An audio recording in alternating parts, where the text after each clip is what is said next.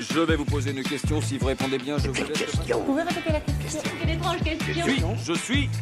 La télé en question.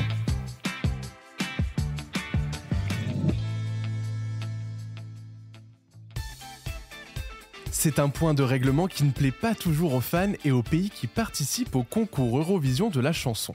D'ailleurs, officiellement, la Turquie boycotte par exemple la compétition depuis 2012 pour son manque d'équité. L'Eurovision, c'est tous les ans une demi-finale le mardi, une autre le jeudi et la finale le samedi. Mais lors de chaque édition, 5 pays sont qualifiés d'office pour le grand soir. Ces 5 privilégiés, on les appelle communément le Big Five.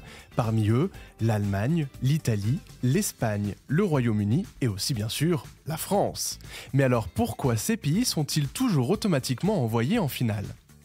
S'ils participent à la finale sans avoir à passer par une phase préliminaire, c'est tout simplement parce que ces 5-là font partie des plus gros contributeurs et diffuseurs de l'Eurovision, chapeautés par l'Union européenne de radio-télévision, aussi nommée l'UER.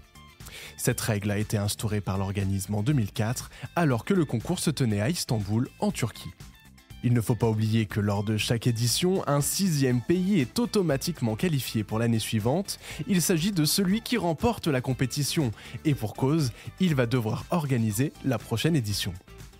Pour certains fans, faire partie du Big Five n'est pas forcément un avantage, puisque les représentants de l'Allemagne, l'Italie, l'Espagne, le Royaume-Uni et la France ne performent pas sur la scène de l'Eurovision lors des demi-finales. Ils ont donc moins de visibilité avant la grande soirée de la finale.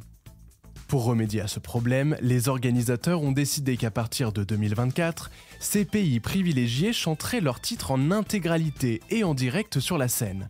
Auparavant, ils n'avaient le droit qu'à la diffusion d'un extrait de 30 secondes de leur répétition.